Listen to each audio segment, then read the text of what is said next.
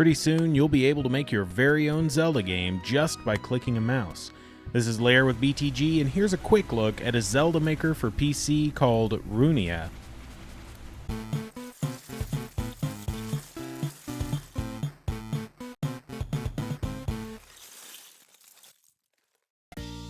Okay, so this isn't exactly Zelda, but nearly every feature present in Runiya is a complete homage of the beloved series.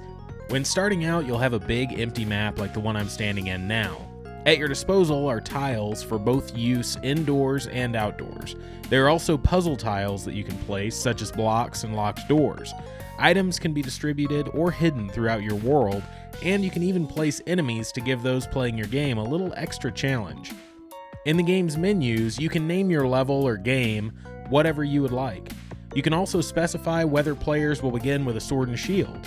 For the sake of my short mission, I didn't give the player a sword and shield, instead tasking them with finding these items in order to tackle a final encounter that would be too challenging otherwise.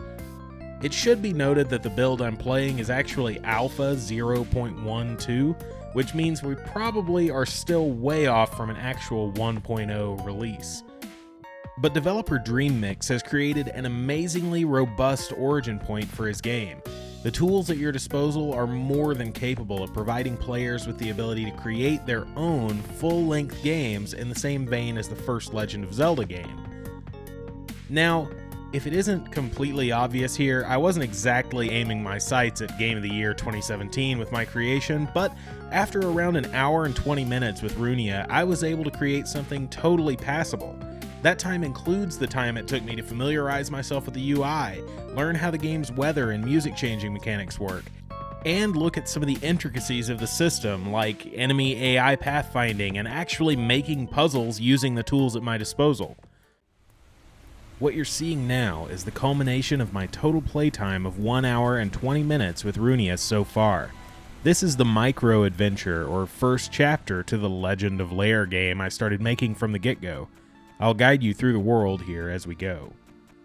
After climbing the mountain path, our character breaks to the right to find his path obstructed by an item needing a key. Since he is unable to pass, he returns to the dock overlooking the plateau's stream, dodging enemies and searching for answers to the west. The spiders on the bridge dart left and right due to simple AI pathfinding programmed in with a couple of clicks behind the scenes. Having seen rupees just out of reach on the last screen, the character makes his way back east from a different path to collect the treasure. The Octoroks seen here serve only as obstacles to give the player a little bit of challenge while traversing the pond. A puzzle that should be immediately apparent to Zelda fans: pushable blocks. We simply have to push blocks out of our way to reach the treasure chests. The left contains our shield. The right contains a key. Remembering the locked path seen earlier in the forest, our character heads back east. In regard to the scenery here, I will say that the majority of the very limited time I spent with Runiya was used making the environment look kind of okay. I'm obviously not great at this, but the tools were so easy to use that I never felt overwhelmed or anything. Arriving back at the forest, we're able to unlock the previously unpassable block. I was able to add a cool fog effect here too that reminded me a lot of the Lost Woods effect found in Zelda titles. I also could have changed the music if I'd thought of it. In this room, the enemies seem to just be bouncing around aimlessly off the walls, but they're actually tracing the paths I told them to. Since we don't have a weapon yet, we have to just dodge enemies for now. But oh, what's this? A shrine with a treasure chest in the middle, and now we have our sword. Charging forward, more confident than ever, our hero finds himself in the midst of a short, kind of underwhelming dungeon. After killing this bat in the first hallway, we're introduced to our very first small boss room, and what happens to be the final act of the short mission that I created.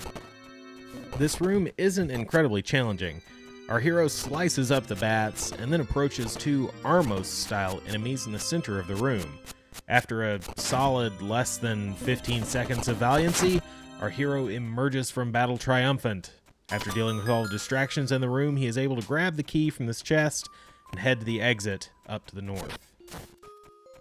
Emerging from the dungeon, the victor, our hero finds heart containers and golden rupees waiting for him at the end of his short quest. Needless to say, I am extremely impressed with Runiya. In addition to everything I've mentioned, the game also is totally open-ended in regard to the resources at your disposal. If you want to create a new tile set so your adventure can take place in Candyland and you want your background music to be ambient whale sounds, more power to you. Let me know what you think of Runiya down in the comments. Could this be the only Zelda Maker we get? If so, I think it could shape up to be a really, really good one. Thanks so much for checking out Runiya. If you want to know more, see the link in the description to Dream Mix's development page for the game. Also, hit that subscribe button and then stick around for more gaming news here on BTG. Take care, guys.